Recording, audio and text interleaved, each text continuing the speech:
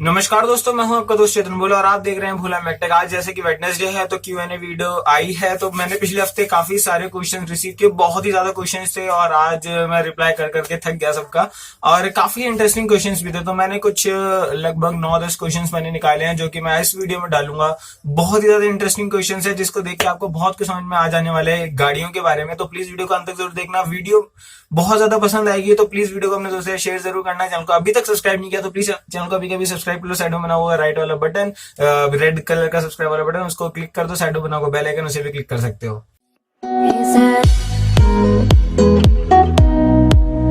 तो सबसे पहला क्वेश्चन जो मैं ले रहा हूं वो है मोहम्मद रिजुल की तरफ से, जो कि इन्होंने पूछा है ऑटोएक्सपो वाले व्लॉग की किसी वीडियो में। 2018 का जो ऑटोएक्सपो था उसके वीडियो के व्लॉग में इन्होंने क्वेश्चन पूछा है कि इंजन कूलिंग फैन कैसे काम करता है। इंजन कूलिंग का फैन जब काम करता है, जैसे उसके पास जो मतलब सिग्नल आता है कि इंजन का टेम्परेचर एक लिमिट से ज्यादा हो गया, उसके बाद उसको चलना होता है, तो वो टेम्परेचर सेंसर उसे बताता है ECU को, तो ECU उसको सिग्नल भेजता है, फिर उसे घुमाना शुरू कर देता है। पहले क्या हुआ करता था, इंजन डायरेक्टली कनेक्टेड होता है क्रैंकशाफ्ट से। जैसे इंजन स्टार्ट होता था पंखा चलने लग जाता था, लेकिन फिर बाद में इसको और ज्यादा ऑप्टिमाइज किया गया सेंसर्स वगैरह से, इसको ऑपरेट करने लग गए अब सब लोग। तो इंजन जो कूलिंग फैन है उसको मिलती तो नॉर्मल मोटर से ही ड्राइव है और अब मोटर से ही चलता है वो इलेक्ट्रॉनिकली, लेकिन अब जब तक उसे सिग्नल नहीं मिलती तब तक वो चलता नहीं है। अगला जो क्वेश्चन है वो है राजा खान की तरफ से। मेरा ये सवाल है आपसे, जब इंजन आइडल स्पीड पर चल रहा है तो जो पेट्रोल आ रहा है वो कम आता है, और जब थ्रॉटल ओपन होता है तो पेट्रोल ज्यादा आता है।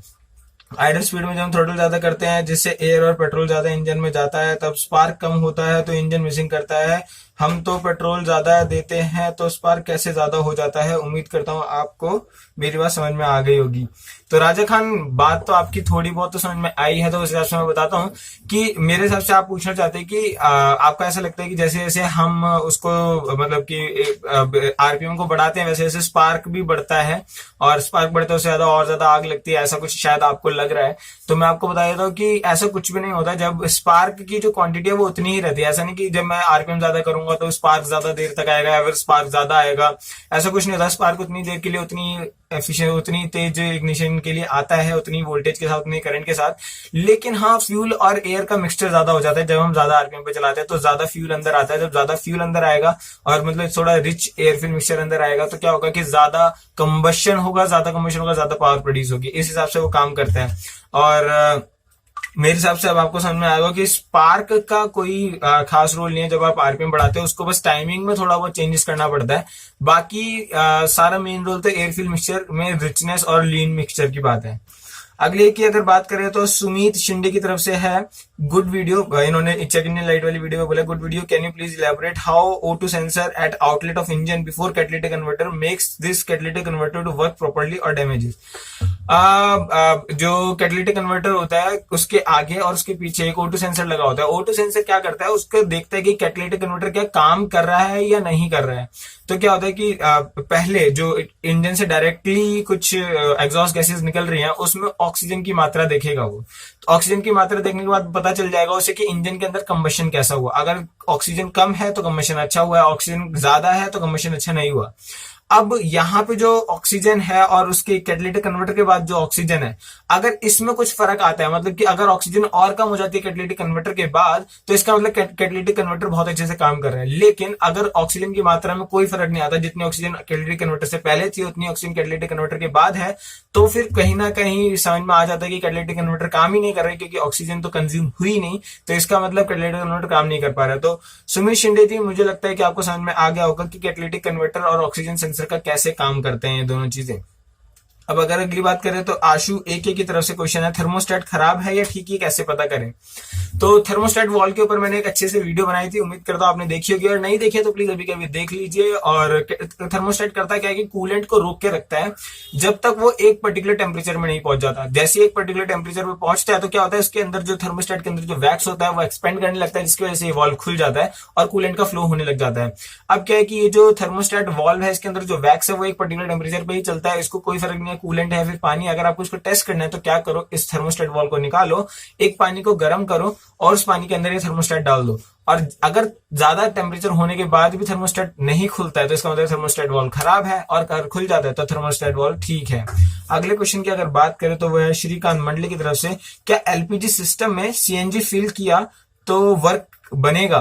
यार फर्क होता है कि सीएनजी है और एक एलपीजी है, इन दोनों का एयर फिल मिक्सचर अलग जाएगा, इन दोनों की जो ट्यूनिंग होगी वो थोड़ी सी अलग होगी। अगर आप सिंपल एलपीजी का सिलेंडर हटा के सीएनजी का सिलेंडर लगाएंगे तो कभी भी काम नहीं करेगा, और अगर काम करेगा भी तो बहुत ही ज्यादा मिसिंग और ऐसी ऐसी चीजें होंगी, मतलब कभी भी अच्छा सा कंबशन आपको नहीं मिलेगा। तो इसीलिए इन दोनों की किट भी अलग होती है, वरना तो एक ही किट नहीं लगा देते ये लोग।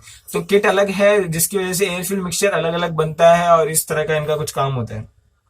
और एलपीजी में बहुत ज्यादा मतलब लिक्विफाइड गैस होती है वो, और सीएनजी में बहुत ज्यादा गैसियस फॉर्म। अगर हम बात करें तो जांगरा जेसीबी की तरफ से क्वेश्चन है, भाई जी बैक प्रेशर क्या होता है?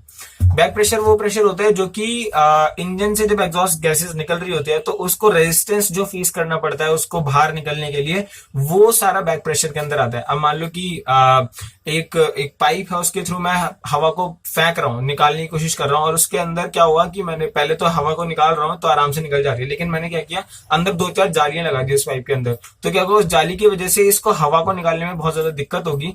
तो ये जो जालियां हैं ये बैक प्रेशर टाइप्स कोई चीज क्रिएट करेंगी। तो ऐसे क्या होता है, जब हमारा साइलेंसर से जो गैसेस निकल रही होती हैं उसके अंदर कुछ साउंड एब्जॉर्बर और कुछ पॉल्यूटेंट एब्जॉर्बर लगे होते हैं साइलेंसर के अंदर, तो वो कहीं ना कहीं बैक प्रेशर क्रिएट करते हैं। तो इसीलिए साइलेंसर की जब भी बात करते हैं तो बात आती है।